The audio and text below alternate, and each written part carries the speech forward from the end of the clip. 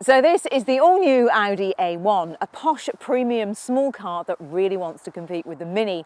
But before I tell you how it compares, why don't you subscribe to our channel and don't forget to follow us on Instagram and Twitter. Now, the A1 may well be the smallest and most affordable car in Audi's range, but that doesn't mean it hasn't got attitude. Gone are those slightly mundane looks of the previous car. Instead, you get a car that Audi proudly claims is inspired by motorsport.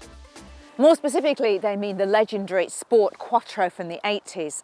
Now, I'm not entirely sure that connection is going to do much to sway your typical super mini buyers, but you know, it does have some quite nice design touches thanks to the inspiration. Audi say that's translated into features like the short overhangs, blistered wheel arches, a strong and angular C-pillar and the 3 slots above the grille, which all give it a sportier look. But if we put the Audi hyperbole to one side for a moment, what that basically means is that this car is now longer, it's lower and it's wider. And I think it looks great. It's got a more aggressive stance than the cute car next door, the Mini. However, in typical Audi fashion, it's really only the top of the range, top spec models that look truly great. And when it comes to extras, I think it's worth pointing out that the only colour that comes as standard is white. Every other colour, including this very normal red, will set you back close to £600. I think I'm going to have to start a campaign naming and shaming manufacturers who only offer one colour as standard. It seems so mean. But what do you think? Is it fair? Let us know in the comments below. Step inside and the new A1 is a world away from the desperately dated old one. It's taken inspiration from the luxurious A6 and A8, and it seems wider and more spacious than it really is, thanks to all those horizontal surfaces. And it has more motorsport-inspired detail in here. This time it's the dash, which is angled towards the driver in a jaunty, sporty manner. Now, despite my moans about the fact that it's really only the top spec models that look great, to be fair to the A1, you don't have to go overboard with the options packs, because even the standard kit is pretty generous. The entry-level SE gets LED front and rear lights with sweeping indicators, 15-inch alloys and safety kit including pedestrian and cyclist recognition, a speed limiter, along with lane departure warning. Happily, unlike the dual screens that you find in the Audi A6 and the A8, in the A1 you just have one central infotainment screen which is really well positioned in the driver's eye line. It comes in a choice of 2 screens depending on which model you go for. And if you do go for the technology pack, you get the larger screen, but you also get a wireless charging pad and something that I like a lot, Audi's virtual cockpit, which is there. I just love the way you can flick through from this lovely steering wheel that, just like all Audi steering wheels, feels nice and substantial and solid, makes you want to drive the car. And it's not the only thing that I like in here. There are now physical climate control buttons, which makes life so much easier when you're on the move. There are now a myriad of ways to colour code your car, and you can get lovely, vibrant, matching interior trim. So it's just a real shame that this model has been spec'd in the usual Audi greyy silver, not very exciting spec, because you can get much nicer ones than this. Audi have let their colour and trim department go to town, and there's a really interesting array of fabrics to choose from. In fact, if you mix up the interior, the exterior, the wheel and the roof colour combinations, you can personalise your A1 in apparently a million different ways. Sounds a lot like another small premium car that I'm familiar with. Just can't quite place which one. Unfortunately, there's also more than a hint of scratchy black plastic in here. And yes, I know that is something I moan about a lot, but it's just so disappointing to find it in a car with an interior as nice as this one. And who wants to be described as disappointing? However, that's not a word I would use in the back, where you find good headroom, decent amount of legroom, a nice wide bench seat along with good sized door bins. And round at the back, the boot is also more spacious than before, thanks to the fact that the A1 is based on the much larger A3.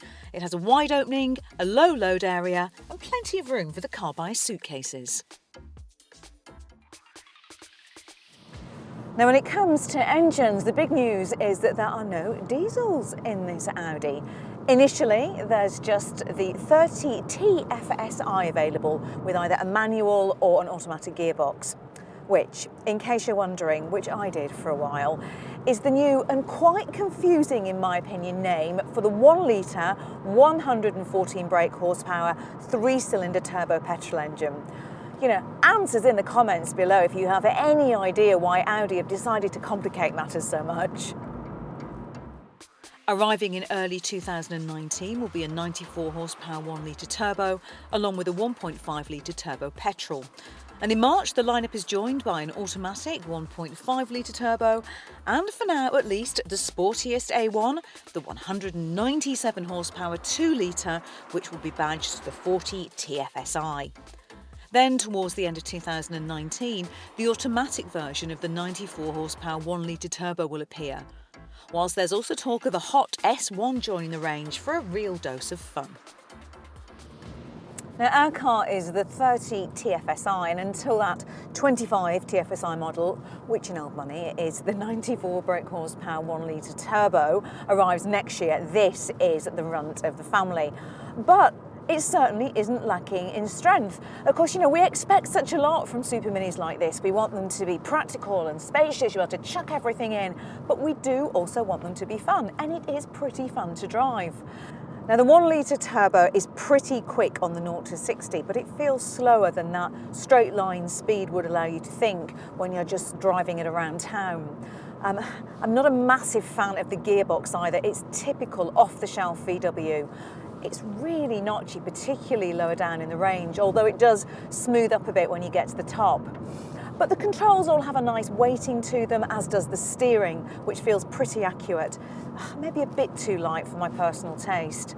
But body control is pretty good, meaning that it can be quite fun to hurl the A1 into a few bends, which, as I've just said, is part of the fun of having a super mini, isn't it? And the other thing is that cruising refinement is also great.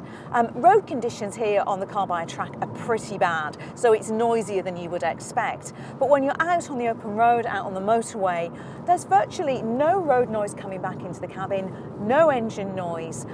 And you know, to say that this car is riding on 17-inch wheels, the ride is pretty good.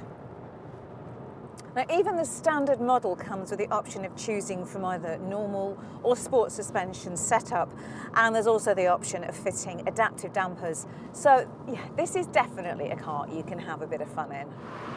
With the new A1, Audi have laid down the gauntlet to Mini in the battle of the posh, fun to drive super minis. But the question is, will they win the fight?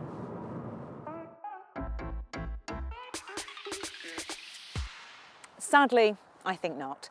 You know, the A1 is a good car and it's a vast improvement on the outgoing model, but the Mini 5-door hatch is just a more fun car to drive. And in all honesty, it's the more interesting car to own as well. I can't help but think that if you're going to go for the A1, you may as well save yourself a bit of money and have a VW Polo instead.